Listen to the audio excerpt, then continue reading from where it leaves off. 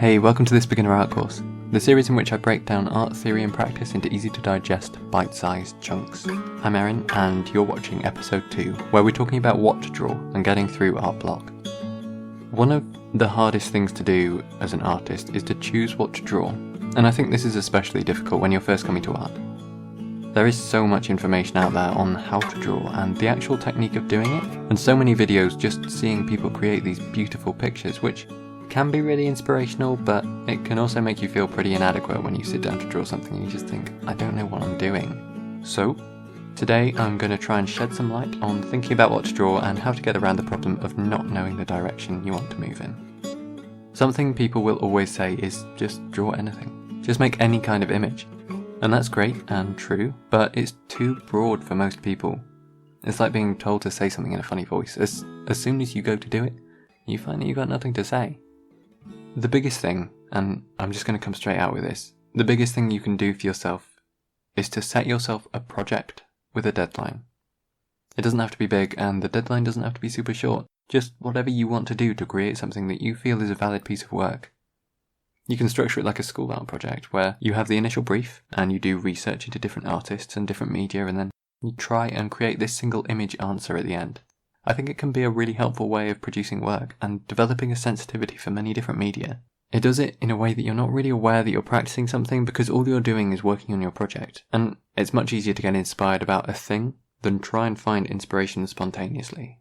You're going to have much more luck if you have something to work towards and an actual thing to look up and read about, or find an aspect that is really specific to something that you care about and create work about that thing.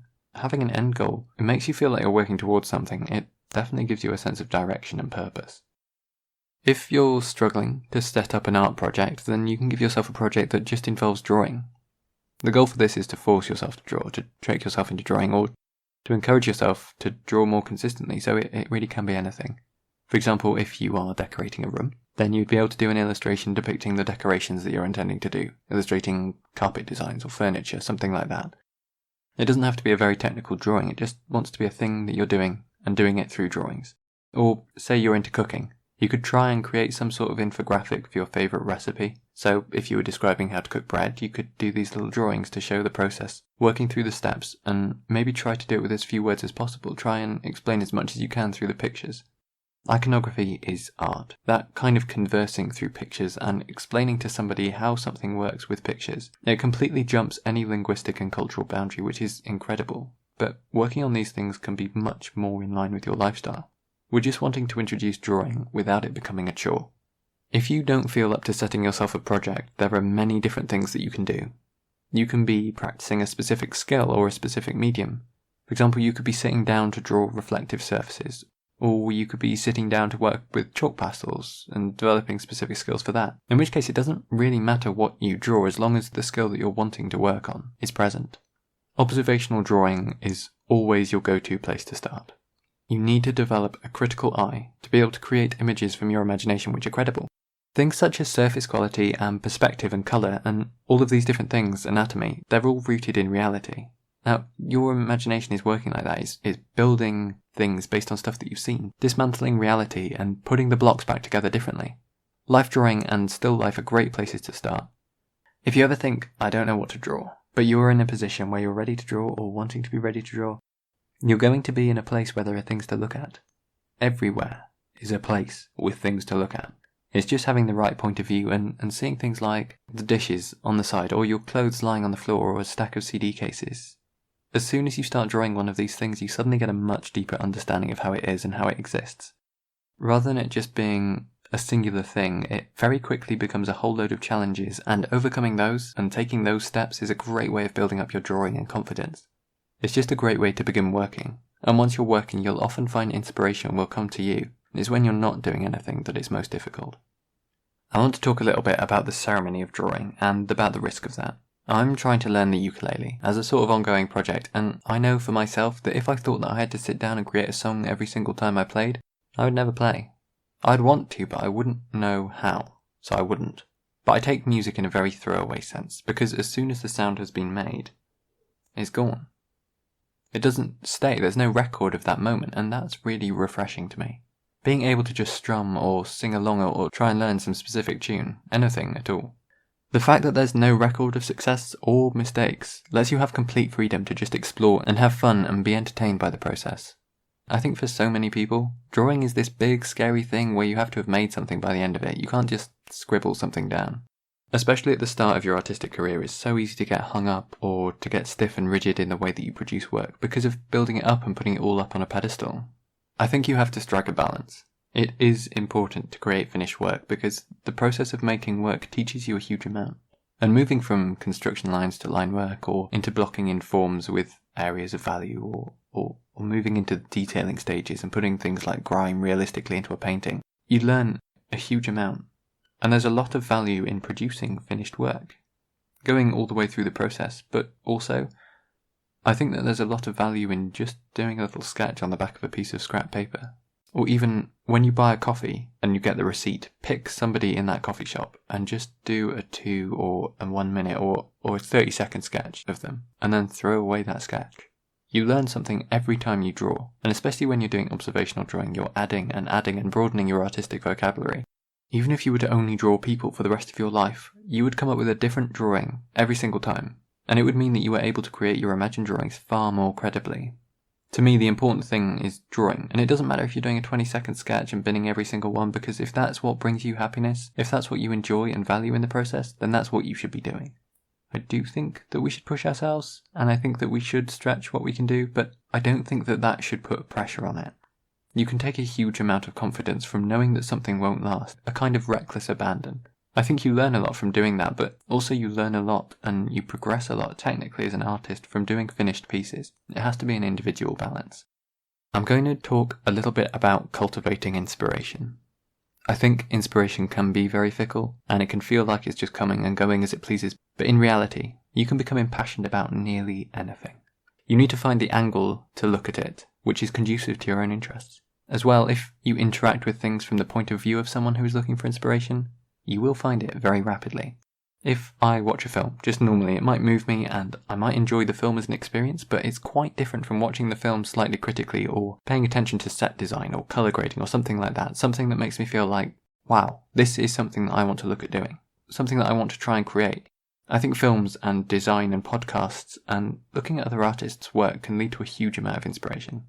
I do acknowledge that there is a slight risk with looking at other artists. When you go to produce your own work, you feel inadequate because you're judging yourself against that person's work, or if you're producing work for something, especially if you're at school and your work will be examined. If you create work too close to someone else's, you might slip into the position of plagiarizing other people's work, even subconsciously. If you're putting work out on social media, places like Instagram, it will catch up and it will impact your credibility as an artist if you're trying to pass off work as original when it's not. And at the same time, you should do pastiche work.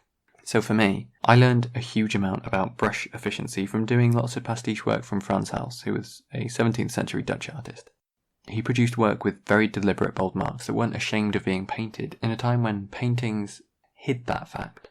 I just found it really inspirational, the way Frans Hals was doing his work and the liveliness of the marks that he was making and how that really brought his work to life. I wanted to do that, so I did pastiche work from him, but for me I was learning how to use chalk pastel. But I wanted to achieve the same result that he got with his oil paints, and then from there I was able to use those techniques that I'd learned to do the portraits that I wanted to be doing. Now we get to the bit where we talk about art block. Art block is horrid. It's incredibly frustrating and it can really put a stopper in your work. It can hold you up for days or even weeks, and especially for someone who is beginning, it is so important to protect and safeguard yourself against art block. It can be really disheartening when you look back at what you did 6 months ago, and I've definitely been guilty of this, looking back at a sketchbook and having a 3, 4, 5 month gap in your drawings. It's nothing to be ashamed of, but you want to try to not let it happen, because it kills it. When you want to be doing drawings and you can't bring yourself to do it, and then it's this thing that you're struggling with, and then that makes it bigger and it makes it scarier, there are ways to avoid it. And I think the biggest way to avoid art block is by acknowledging it. Instead of getting frustrated, instead of getting angry at yourself for not being inspired or just not producing work that's as good as you expect it to be, you need to be able to stop. Reflect on yourself.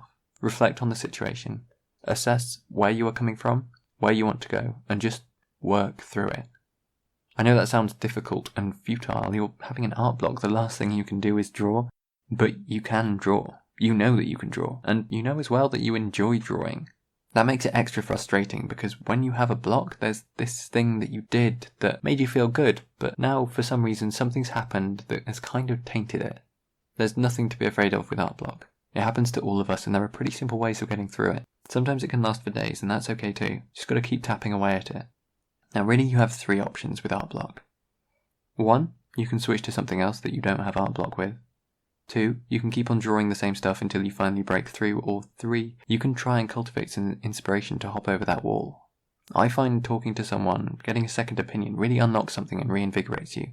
Now you could just stop drawing and wait for the art block to go away, and it will eventually go away, but it will take a long time, and you'll be out of practice again. The important thing is just to keep working. So, with option 1, what I like to do is I have multiple projects running simultaneously. So if there's something which I feel like I'm having to do, if it's for school or uni or whatever, then I will try and keep a personal project which has no deadline running alongside it. That way when I'm getting sick of doing whatever I'm doing that I have to do, whenever I feel like I'm running out of patience or I have no inspiration and I can't do it, I can't draw anymore, then I go to the other one. Because you can still draw, it's not a massive expenditure of effort or energy, but overcoming that wall makes it feel so hard. The thing with the side project is it changes your direction, changes your purpose. It's quite easy to just hit the wall and think, hey, I never want to draw again. But that's not true. You're just frustrated with the work that you're producing along that path. You need to go down another one that's fresh. Move along even just a little while. Say you're pushing up against deadlines and you need to produce work, but you're just having a massive block and you're getting frustrated. Spending 20 minutes on your side project where you, draw fruit dressed up as the 7 dwarves. That can be enough of a break. You're still drawing, you're still working on your hand skill. That practice is still going on, but you're freshening up your mind and letting yourself have fun again. Option 2, you can just push up against that wall and keep doing little drawings and little things along that path until finally the wall breaks. At some point you will create something that makes you stop and think, hey, this isn't so bad. Maybe you'll be picked up by a wave of inspiration, which is option 3. Maybe it hits you halfway through your 17th drawing. That's definitely happened to me, and I know it's happened to other people. You get into it. You warm up again, and after doing 16 drawings that you hate and you're just expecting yourself to do another shit one, you do one which is kind of good. You do one which surprises you, and maybe it's just a bit different. It has something else about it that kind of catches you off guard. That can be enough to knock down that wall or just to jump straight over it. Now, similarly to talking to someone, though the change of scenery and headspace could do you good, is to take a slightly different approach to your work. Something written or record yourself on your phone. Expressing your work and putting your work into linguistic boxes can really help you get a perspective on it. Our brains don't do so well with diagnosing nebulous concepts, but throw a few words at it and suddenly you might find yourself a nice easy path through. Never let art block stop you. That's the most important thing. When you feel yourself wanting to give up, feeling like you have no confidence or inspiration, don't stop drawing, because it will be so much harder to pick up that pen again. When you feel down about drawing, the worst thing you can do is stop practicing. Let yourself slip back.